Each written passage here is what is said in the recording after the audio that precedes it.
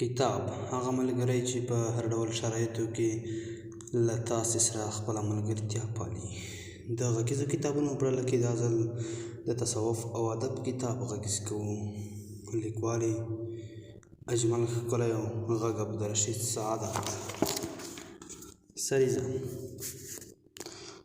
تر لوړو زده کړو مخکې مې له پیر او پیربازۍ سره نه لګېده او یو څه په حق هم وم، ځکه موږ تل د هغو پیرانو نومونه اورېدلي وو چې دین یې د دنیا په لار کې ګام غوړولی و او هېڅ راز تصوفي ارزښتونو ته ژمن نه و. بیا هم چې پښتو څانګې ته راغلم نو تصوف مې له ادب سره ګډوډۍ سره ولوست. د تصوف پر څېړنې پوهې نور هم اندېښمن کړم او له ذهنه مې د وحدت الوجود او وحدت الشهود او نورو پیچلو عرفاني تجربو او نومونو جال راچاپېر شو. له دې جاله د پخوینې یعنې خلاصون یوازینۍ لار پر تصوف سمه پوهېدنه وه. په پښتو کې مې ډېر څه پیدا نه کړه، خو په اردو کې مې دومره څه ولوستل چې زه یې د تصوف پر اره بڼه پوه کړم. هله نو د روښانیانو په تصوفي شاعرۍ پوه شوم او ومې منله چې تصوف د شریعت له ظاهري اړخ سره ډېر ټکر نه لري. تصوف شرک نه دی، توحید دی، داسې توحید چې صوفي پکې زه هم خاورې کړي او بس د خپل جانان ته یې سترګې وي. له دنیا سره یې تړاو وشلېږي، له مخلوق نه د ښو هیله لري نه د بدو، هر څه له خدایه غواړي. تر دې به لوی توحید چېرته وي چې صوفي پکې ځان ته ځان نشي ویلی، چې هسې نه چې شرک راڅخه وشي، خپلې ناروا غوښتنې داسې ومروړي او خپل نفس داسې ایل کړي چې له شیطانه یې مخ واوړي او د رحمان په نغوته روان شي. مولانا وایي خام بود بخته شدم سوختم. په شریعت کې ستر جهاد همدا نفس جهاد دی. تصوف د الهي مینې نوم دی او د دې مینې بری د قرآن او حدیثو په بشپړ او سمه پلینې عملي کونه کې دی. که څوک دا سرښندنې نشي ورکوی او د خدای له اوامرو سره سم ژوند نشي تېرولی، نو بیا دې له خپل جانان سره د راز او نیاز خوبونه نه ګوري. ځکه مین هغه دی چې د خپل یار هرې خبرې ته یې سر کوز کړی وي او پر لیمو یې یوسي. ګنې هېڅ بېکار در باندې نشته، بېکار پرېږده. تصوف له ټولې ټولنې تېښته رهبانیت او جمود نه دی، بلکې وګړي هیله منول او ټولنه له رکوده ژغورل دي. تصوف ټولنیز حرکت او بدلون دی چې بېلګه یې موږ پر بغداد د مغولو تر تېري وروسته ښه تره لیدی شو چې صوفیان څرنګه په خلکو کې د نوي ژوندون هیله پیدا کړه او څرنګه یې ټولنه له ناورینه وژغورله. موږ هم تصوف ته اړ یو، ځکه وینه په وینه نه وینځل کېږي او تصوف همدا غواړي چې دنیا ټوله مینه شي. نو که سوله راشي لاس په لاس وپېژني او ټولې ډلې ټپلې په یوه پوهاوي ته سره ورسي، چې په دې توګه به بهرني لاسونه لنډ او هېواد به مو سوکاله شي. تصوف معنویت دی او معنویت په مادیت او مادي حواسو نه درک کېږي. عرفاني تجربې اشراقي او شهودي تجربې دي، دا په ساینسي ژبه نه بیانېږي او نه یې عقلي دلایل پوره ثابتولی شي. نو پر تصوف تر نیوکې مخکې ویې په تصوف کې تجربه ولرو، او که تجربه نه وي نو لږ تر لږه مطالعه خو ولرو، ځکه د تصوف خواږه هماغه کسان څکلی شي چې پرې ورګډ وي یا ترې خبر وي.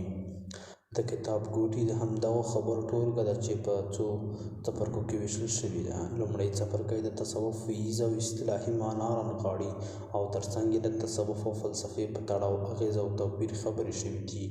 بل څپرکی د نړیوال تصوف تاریخ دی چې یوناني، یهودیان، چینایي، هندي او داسې نورو تصوفونو سربېره پکې د اسلامي تصوف تاریخ هم راخیستل شوی دی او پر بېلابېلو دورو ویشل شوی دی. په دې پسې اسلامي تصوف ښوونځی او عرفاني نومونې راغلي. د اسلامي تصوف د تاریخ لپاره ډېره استفاده د ډاکټر روبینه ترین له اردو کتاب تصوف نه استفاده شوې ده. تصوف او ادب پر تړاو پکې هم یوه لیکنه شته چې له سمبولیزم سره د تصوف پر خپلوي سمبولونو او تصوف ته د سمبول پر ننوتلو رڼا اچوي. بل څپرکی بیا پښتني تصوف دی چې د ادبي تاریخ له مخې پر دوه دورو ویشل دی، ځکه زموږ موخه له تصوفي ادب سره نو اړ وو چې دواړه ګډ وڅېړو. د دې له امله مو د پښتو ادب تاریخ له مخې تصوف ادب په درو دورو وویشه چې پیل یې د شیخ متي باب مناجات شوی دی، ځکه د ده په دغه شعر کې تصوف فکر په اوړلي او پر لغښتي یعنې منسجم ډول وړاندې شوی دی. تر ده وروسته د لومړۍ دورې نور پښتانه صوفي شاعران هم راغلي چې شیخ بستان بړیڅ، شیخ سرور لودین او نور پکې راځي. دویمه دوره له روښان پیر پیل شوې ده چې د ده پر سیاسي مبارزه لنډه رڼا اچول شوې ده او بیا یې تصوف، مجاهده طریقه، مقامات او صفتونه، د پیروان آثار او تصوفي مفکوره وڅېړل شي. پر اخوند درویزه او پلویانو یې هم لنډې خبرې شوي دي. پر دې سربېره یې فقیر جمیل بیګ، عبدالقادر خټک، د څمکنو میا عمر فقیر الله جلال آبادي او حمزه بابا هم راغلي دي. په پښتو کې پر دې موضوع تر دې مخکې هم کار شوی دی، خو زه یوازې د ویلی شم چې زما کار بویه اوډلی یعنې منظم دی او ښایي لوستونکي له ورانپوهوي او ګډوډۍ وژغوري. له دې کتاب سره زما څو موخې تړلې دي، یوه دا چې لوستوال پر تصوف او د تصوف پر ارزښت پوه کړم، او بله دا چې د تصوفي ادب خبر شي. نو که د دواړو موخې مې په دې کتاب کې ترلاسه شي نو ځان به ډېر بریمن وبولم. د یادونې وړ ده چې په دې کتاب ګوټي کې ژباړې هم شته او له اخذ لیکونو هم پکې ګټه استفاده شوې ده.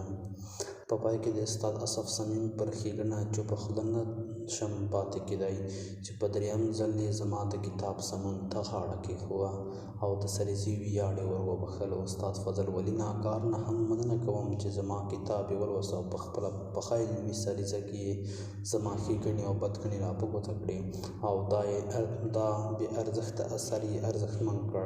که د دغو ښاغلي استادانو سریزې نه وای، گویا که دا کتابګوټی د لوست جوګه وای. د میدان د درانه والي محمد حلیم فدایي هم منم چې دې کتاب ته یې د خپراوي بڼه ورکړه. اجمل ښکلی. تصوف څه ته وایي؟ الف وی زمانه د تصوف پر وی تر دې دمه ډېرې خبرې شوي دي او لا د اندونو او څرګندونو دا لړۍ شلېدلې نه ده، خو بیا هم په دې برخه کې چې څه ویل شوي ښایي په لنډ ډول رابرسېره شي. سپېڅلی قرآن اهل صفوو ته د فقراء لقب ورکوي، الفقراء المجاهرین الذین اخرجوا من دیارهم، ژباړه هغه مهاجر فقراء چې له خپلو کورونو ایستل شوي دي. شامیان یې هم فقراء بولي، خو علامه ابو نصر عبدالله بن علي السراج الطوسي د لقب د عراقیانو پیداوار نه ګڼي، بلکې تر دې هم د لرغوني ښيي او په کتاب المح کې وایي. خو دا خبره چې دا نوم اوسنی او په بغداد کې رامنځته شوی د منښت نه دی، ځکه دا نوم تر دې له مخه د حسن بصري چې په تابعینو کې راته په وخت کې عوام وه. حسن بصري دا هم وایي چې یو صوفي مې ولید، طواف یې کاوه، غوښتل مې څه ورکړم خو هغه یې له اخیستو نټه وکړه. یو بل اثر کې چې د مکې د هغه مهال پیښې پکې راغونډې شوي دي، محمد بن اسحاق بن لیثار او ځینې نور وایي تر اسلام مخکې یو څه وخت مکه خالي وه او څوک نه وو چې طواف وکړي، نو یو صوفي به له لرې ځایه راته او له مکې به یې طواف کاوه. که دا خبره سمه وي نو دا نوم تر اسلام له مخه هم دود او نیکو خلکو ته ویل کېده. د تصوف او صوفي په اړه تر دې خبرو وروسته د اصحابو لپاره د دغه نامه د نه دود تیاره عملونه په ګوته کوي او وایي.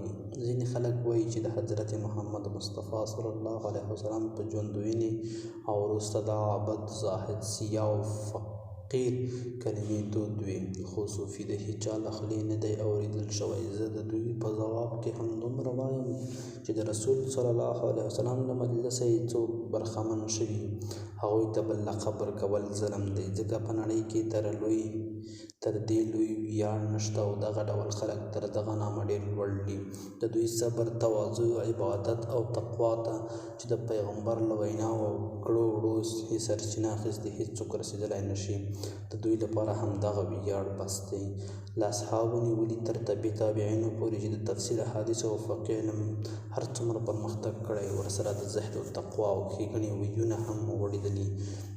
دا هغه ویونه دي چې د صوفي شخصیت ته یې ځلا او ښکلا وربښلې. امام قشیري د تصوف د لقب په اړه لیکي: د رسول صلی الله علیه وسلم وروسته له اصحاب پرته بل لقب رامنځته نه شو، ځکه دا لقب د رسول صلی الله علیه وسلم د مجلس له برکته وه او ښکاره ده چې د دې لقب ځای بل لقب نه شو نیولی. په اصحاب پسې د تابعینو لقب دود شو او تر تابعینو وروسته زاهد او عابد. خو څرنګه چې هر چا تر دې چې د بدعتیانو هم عابد وایي، نو د سنت والجماعت لار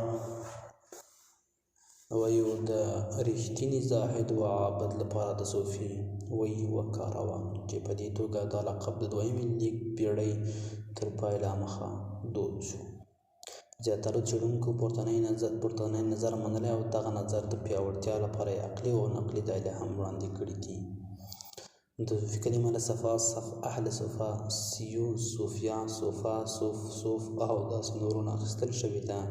د میر ولی الدین د کتاب له مخې صوفیان د زړه د پاکوالي، صفا او د اعمالو د سپېڅلتیا له امله دا نوم ګټلی دی. پروفیسر براون په لیټرري هسټري آف پرشیا کې ښیي: په ایران کې صوفیانو ته پشمینه پوش وایي او دا د دې خبرې پخلی دی چې صوفي له صوف څخه راوتی دی. ابوریحان البیروني په خپل اثر کتاب الهند کې راوړي: صوفیان هم فیلسوفان دي، ځکه په یونان کې صوف د فلسفې معنا شیندي او فیلسوف ته فیلاسونا یعنې د فلسفې مینهوال وایي. نو په اسلام کې هم هغه چاته چې له دوی سره یې ورته والی لره صوفي وویل شو. خو نامتو ختیځپوه نالدیګي دا خبره نه مني او وایي چې د یوناني ویونو د عربي کولو لپاره چې عربي کومه قاعده ټاکلې، د هغې له مخې صوفي هېڅکله له یوناني اخیستلی نه شي ګڼلی. خو علامه ابن جوزي وایي چې صوفي له صوفا نه اخیستل شوی دی او صوفه د هغې قبیلې نوم و چې تر اسلام له مخه یې د کعبې خدمت کاوه. ډاکټر قاسم غني په تاریخ تصوف در اسلام کې لیکي چې تصوف ریښې په اړه تر ټولو غوره او باوري نظر دا دی چې تصوف عربي او له صوف نه راوتی دی. د علامه لطفي جمع په ان صوفي له سیو صوفیا نه اخیستل شوی. سیو صوفیا په یوناني کې الهي پوهې ته وایي او د هغې صوفي مخه هم د لوړ حقیقت موندنه وي. د علامه احمد پرویز په وینا صوفي له صوف نه راوتی او د وړیو پیر خط ته وایي.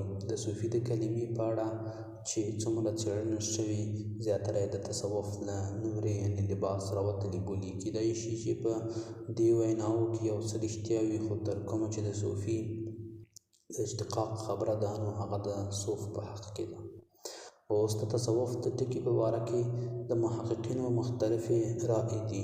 ځینې محققین له ابونصر عبدالله سراج الطوسي، حضرت دانا گنج بخش رحمت الله علیه، علامه ابن تیمیه، ابن خلدون او ډاکټر قاسم غني وایي چې دا د عربي لغت ټکي صوف ته راوتی دی او صوف وړینې جامې ته وایي، چې په دې اړه اروپایي ختیځپوه نور لیکي او پروفیسر نکلسن چې د تصوف په میدان کې ډېرې څېړنې کړي دي صوف مني. خو ابوریحان البیروني او علامه لطفي جمع وایي چې دا له یوناني کلمې صوفیانه راوتې ده چې معنا یې الهي حکمت دی. علامه ابن جوزي لیکي چې صوفي له صوف اخیستل شوی دی چې یو قبیله وه چې د جاهلیت په زمانه کې د کعبې خدمت کاوه. ځینې دا له اصحاب صوفه سره او ځینې دا له صفا نه مشتق ګڼي. حضرت دانا گنج بخش دا خیال هم څرګند کړی چې تصوف له صفا نه ماخوذ دی او صوفي هغه څوک دی چې زړه یې صفایي حاصله کړي او د زړه صفایي هغه څیز یا صفت دی چې انسان ته پرې د خدای تعالی عرفان کېږي. شیخ شهاب الدین سهروردی په عوارف المعارف کې د تصوف د کلمې په اړه بېلابېل نظریات راخیستي دي، خو په خپله د تصوف خبره تاییدوي او صوفي له صوف نه راوتی تر سرلیک لاندې کاږي. که سړی دغه بېلنګ یعنې اشتقاق ته وګوري نو همدا خبره سمه خېږي، ځکه په عربو کې چې څوک وړینه صوف جامه واغوندي نو عرب وایي تصوف یعنې صوف یې واغوست، همداسې که کمیس واغوندي وایي تقمص یعنې کمیس یې واغوست. د صوفیانو د احوال او مقامونو د پرمختیا په ترڅ کې سهروردي وایي د دوی باطن د پوهنو، عرفان او حقیقت سرچینه وي، ځکه د پوهې ورته تل پرانیستی او احوال او مقامات یې په لوړتیا کې وي. له دې امله دوی تر یوه ځانګړي حالته محدودولی نشو. پر دې سربېره د دوی وجدان دومره پراخه او هر اړخیز وي چې نه د الفاظو په تنګ تروش قالب کې راځي او نه په یو ځانګړي باطني صفت پورې تړل کېدای شي. نو ځکه د ظاهري لباس له مخې صوفیان وبلل شول. بله دا چې له عوامو نه خپل راز پټ وساتي. دغه نوم صوفي یې خپل کړ. پروفیسر آري نیکلسن چې د تصوف په اړه پراخه مطالعه لري د تصوف، صوفي او صوف په اړه وایي 2مه پېړۍ په ختمېدو وه چې په عراق کې یوه نوې اصطلاح صوفي دود شوه او تر دې وروسته نو مسلمانانو صوفیانو ته هم دا نامه ځانګړې شوه. صوفي له صوف اخیستل شوی او صوف هغه تترنګې وړینې جامې ته وایي چې مسیحي راهبان به اغوستې. د تصوف لپاره لاتین او بیا انګریزي دود انډوله دود دی، خو ډېری ختیځپوهان همدا 2مه نوم اصطلاح کاروي او لومړی د یوناني رومي فلسفې هماغه ناسم یا درغلي ښوونځي وو چې عربي شوي بڼه یې سفته ده او پښتو انډولې کانګریپي راځي چې دې ډول ښایي د جولیزي شکلي ورته والي د دې لامل شوی اوسي چې ځینې څېړونکي او پوهان یې سره ګډوي او هماغزونه یې انګېري. حال دا چې له تخنیکي پلوه دغه نومونې سره له ټکرویونو پرته نور څه نه دي. ب. اصطلاحي معنا: د تصوف د وییزې شننې په څېر د تصوف اصطلاحي پېژندنه هم تل له خنډونو سره مخ شوې ده، ځکه نه داسې پرېکنده نظر شته چې ټول پوهان پرې یو خوله شي او نه له دې دومره ناندریو سره د دې خبرې شونتیا، خو بیا هم پرې بېلابېل پوهان بېلابېل څرګندونې کړي دي چې ځینې یې دلته رااخلو. لومړی به د امام ابوالقاسم عبدالکریم بن حوازن قشیر په قشریریه کې راغلي نظرونه راواخلو. امام ابوالقاسم د حضرت جنید له خولې لیکي: تصوف د زړه له کومې ذکر کولو په وجد کې راتلو او خپله کړه وړه له سنتو سره همرنګه کولو ته وایي. په بل ځای کې حضرت جنید پخپله وایي: تصوف دې ته وایي چې څښتن تا نه بېل یعنې فنا کړي او له خپل ذات سره دې ژوندی وساتي. د ابو محمد جریري وینا ده چې دا د لویو درنو خویونو خپلونه او له ناوړو کړنو لاس په سر کېدنه ده. عمر بن عثمان مکي د تصوف په اړه وایي: تصوف له وخت سره سم ژوند تېرولو ته وایي. ابو علي رودباري فرمایي: تصوف خپل محبوب ته چې که هر څومره بې وفا وي نږدې کېدل دي زیاتوي. د بېلتون له کدورته راوتل او له الهي قرینې برخمنېدو ته تصوف وایي. حضرت داتا گنج بخش په خپل نامتو اثر کشف المحبوب کې لیکي: صفا د ولایت منزل او نښه ده او تصوف د صفا داسې کیسه او تعبیر دی چې سر ټکونې او ګیلې پکې نه ځایېږي.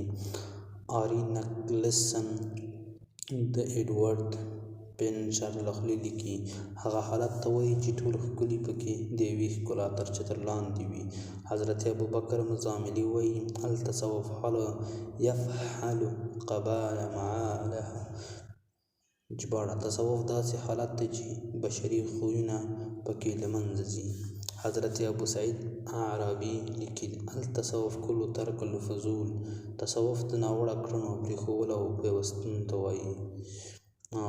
حضرت معروف کرخي رحمت الله علیه چې 200 هجري کې لوی صوفي تیر شوی دی وایي چې پر حقایق واک پر دقایقو باندې خبرې کول او د خلکو له ورکړې نهیلي تصوف دی. حضرت ذوالنون مصري رحمت الله علیه وایي صوفي هغه دی چې په ټولو کائناتو کې یوازې خدای خوښ کړی وي.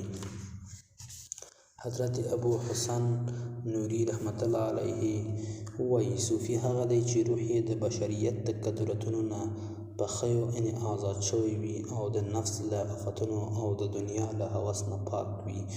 دا خلک تر هر چا الله ته نږدې دي. حضرت جنید بغدادي رحمت الله علیه وایي تصوف ذکر دی، بیا وجد دی او بیا نه دا دی او نه هغه دی. حضرت ابو بکر شبلی رحمت الله علیه وایي صوفي ته د هغه مهال په څیر اوسېدل پکار دي چې دی لا پکې زوه کړی نه وي. د امام ابوبکر ابو الاسحاق په اند د څښتن پیروي ته تصوف وایي. حضرت بندار بن حسین لیکي تصوف د جمعې پر ځایونه او د زړه ویل کول دي. حضرت ابو عبدالله رودباري لیکي التصوف ترک التکلف و اشتغال الطرف و خلاف المطرف.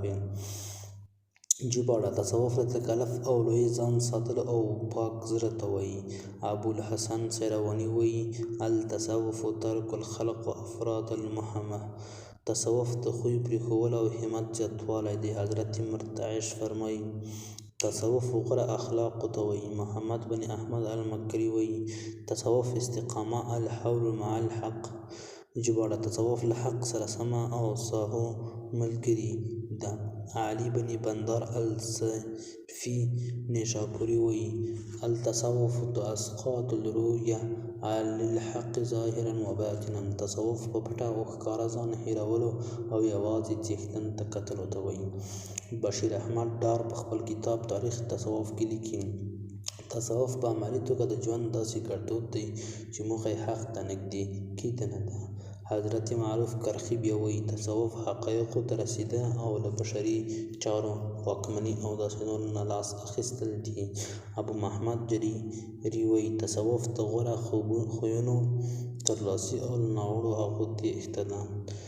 د رویم په اند تصوف درې خویونه رانغاړي. لومړی د فقرو بېوزلي خپلونه، سرښندنه او هڅه وهان خپل شعار ګرځول، د بلوس یعنې تعرض او واک اختیار پرېښودل. پروفیسر یوسف سلیم وایي تصوف د زړه د څوکې نګهباني دویم نوم دی. د عبدالوهاب الشعراني په اند تصوف هغه پوهه ده چې د محمدي سنتو پر خپلونې سره د ولیانو زړونه نیسي. حضرت امام محمد باقر علي بن حسین بن علي کرم الله وجهه فرمایي تصوف ښې رویې ته وایي او څوک چې څومره غوره اخلاق ولري هغومره لوی صوفي وي. عارف عبدالمتین وایي تصوف د شریعت او د حقیقت له لارې رښتیاوو ته عملي رسیده دي. د دغو ویناوو له مخې په زغرده ویلی شو چې تصوف د زړه پاکي د مطلق حقیقت د موندنې، زړه چاودون، فقر او استغنا او غوره اخلاقو خپلونه او د خپلې خوښۍ پرېښودو ته وایي. تصوف د انسان سیرت رونوي، قناعت ته ورتښیي او د حق پېژندنې وړتیا وربښي. د تصوف ارزښت د انسان پرمخ تللو وړتیاو پایښت د دوو څیزونو جسم او روح په همغږۍ پورې تړلی ده. دغه شان هر شی دوه برخې لري چې یوه یې اوڅاره یعنې ظاهري او بله یې باطني خوا ده. د انسان اوڅاره یعنې ظاهري خوا له بهرنی چاپېریال او باطني هغه یې له ذهني چاپېریاله خړوبېږي. دا بیا بېله خبره ده چې د دواړو اړخیزې متقابلې اغېزې لري او بهرنی غبرګون له ذهني چاپېریال او ذهني نړۍ له بهرنیو پیښو رنګ اخلي. ادیان هم د ظاهري باطني دعوې شمني او اسلام ورته د طریقت او شریعت نومونه کاروي چې یو په لمانځنې یعنې عبادت او کړو وړو او بل په سلوک او تفکر پورې اړه لري. یا په بله وینا شریعت د لمانځه، روجې او نورو ارکانو ټولګه ده او طریقت باطني سپېڅلتیا او د فکر او احساس له لارې د باطن پاکوالي ته وایي. خو له دې سره سره د جسم او روح په چر یو بله نه بیلیږي. تصوف که څه هم دواړه رانغاړي خو تر شریعت طریقت ته ډېر ارزښت ورکوي او پر باطني پاکۍ ټینګار کوي. دا خبره د تصوف چې یوناني ریښه لري له ویزې معنا سره همرنګي ده. په یونان کې تصوف سترګو پټولو ته وایي چې پراخه معنا یې پر مادي نړۍ سترګې پټول او باطني حقیقت ته مخه کول دي. تصوف د نفسي تزکیې له لارې له خپل یعنې اصل سره د پیوستون پر لور د ذوق یون دی. تصوف پوهه هم ده او هنر هم، ځکه له یوې خوا د باطني پاکۍ او مطلق حقیقت پر لور د تګ لپاره الواقع یعنې نظریه توښه برابروي او له بلې خوا کړه وړه هم را اخلي. سید محمد ذوقي شاولي وایي تصوف پوهه هم ده او عمل هم. د خواجه عبدالله په اند تصوف له قرآن، رسول الله او د اصحابو له غوره اخلاقو راوتی دی. په دې توګه تصوف د مذهب زړی او یو نړیواله مفکوره ده. څرنګه چې هیڅکله یې بې مذهبه شوې نه ده نو بې تصوفه هم نه ده پاتې شوې. تصوف پر ظاهري ژوند چې له عقل سره سروکار لري او روحاني ژوند چې پر باطن پورې اړه لري دواړو واکمن دی. اسلام هم د ادیانو په څېر هیڅکله بې تصوفه شوی نه دی او هغه سارټن لنګر په وینا جسم بې له روحه او اسلام بې له تصوفه پایېدلی نه شي. لکه له مخه مو چې وویل تصوف یوه نړیواله مفکوره ده چې هیڅکله د مهال او چاپېریال په ځلنو کې ښکېل شوې نه ده او هر ځای ته یې ځان رسولی دی. ځکه تصوف سروکار له نړیوالې مینې او خواخوږۍ سره دی. صوفي د توکم پالنې په تنګ او یاره کې خپل زوال ویني او غواړي پر لوی دریاب ورګډ شي. نو صوفي نه خپل نه دادو وزرې او نه مومند دی بلکې عاشق دی او سروکار یې له عشقه دی. عشق دی چې سالک یې د نفس له تزکیې او تقوا برخمن کړی دی او د نړیوال انسان پالنې له لارې یې د لنډپارې تعصب، کرکې او توکمځي توپیر ژغورلی دی. تصوف او فلسفي اغېز، همرنګي او توپیر. افلاطون چې په خپل جمهوریت کې پر شاعر راګرځي نو د شعر یوه نیمګړتیا دا بولي چې له اره اصله لرې دی، ځکه چې دا کائنات او دا نړۍ د یوې بلې نړۍ انځور یعنې تصویر دی او شاعر د همدې موجودې حسي نړۍ انځورګري کوي چې له اره څو ګرایه یعنې چنده لرې ځي او خلکو ته انځور وړاندې کوي. نو ځکه شتون د ګوتنیوي دی. د افلاطون له دې نظره دوه مفهومه راوځي چې دواړه یې د سقراطي فلسفې بنسټ جوړوي. یو مفهوم خو یې پاس تاسې ولید، بل یې دا دی چې افلاطون د سقراط له خولې وایي چې هر څیز د انسان په ذهن کې یو انځور لري او دا انځور د دغه څیز اړینه او عمومي اډانه رانغاړي. مثلا که تاسې چاته د آس نوم واخلئ نو په ذهن کې د یو څلور بول، دوه کوچني غوږی، لکۍ، بیرې، څاروی انځورېږي چې په اسانۍ ذهن کې د انسان عمومي څېره یعنې مفهوم یا کانسپټ ده. خو رنګ لکه سوروالی، توروالی، سپینوالی او داسې نور وړتوب او د هر آس خپله فردي ځانګړنه ده. همداسې د مثلث مثال هم در واخلئ چې په اورېدو یې یو درې ګوټیز چیز مخې ته درېږي، خو مثلث قایمة الزاویه هم کیدای شي او منفرجه الزاویه هم. نو دغه تنګوالی، ارتوالی او کورګوالی د هر مثلث بېله ځانګړتیا ده چې د مثلث په عمومي ذهني جوړښت کې هېڅ لاس نه لري. نو افلاطون وایي چې شاعران د هر څیز دغه اوڅاره ظاهري بڼه انځوروي او عمومي بڼې یا حقیقت ته نه رسېږي، ځکه پر وړاندې زما د جمهوریت دروازې تړلې دي. د افلاطون دا خبرې چې د سقراط له خولې کړي یوازې تر شعره نه تمېږي بلکې د ژوند د نورو اړخونو لکه د ښو او بدو ترمنځ توپیر هم را اخلي او په دې توګه سقراط فلسفه باله شي. د افلاطون د دغو څرګندونو پر ضد او د شعر په پیلوۍ د ارسطو څرګند کړی نظر هم دوه مفهومه لري. په سقراطي یا افلاطوني فلسفه کې د دوو کائناتو شتون او د دغو کائناتو ته د نږدې کېدو په عباسي پیر کې پر اسلامي تصوف ژور اغېز وښانده او تر دې وحدت الوجود او وحدت الشهود مفکورې وزېږېدې چې تر اوسه یې د اسلامي تصوف له جغه اوږې نه دي سپکې کړي. همداراز د شعر په اړه د افلاطون د الهام نظریې هم تصوف ته لار کړې او ډېرو صوفیانو خپلې ویناوې او افکار الهامي کړي بللي دي. په پښتو کې د پیر روښان هغه وینا چې خپل خیر البیان الهي اثر ښوولی ټولو ته جوته ده. تر دغو افکارو لږ وخت وروسته په سکندریه کې افلاطوني مفکر پلاتینوس د 2004 او 2015 زوکړی په خپل ښوونیز اثر انډیس کې عالمونه پر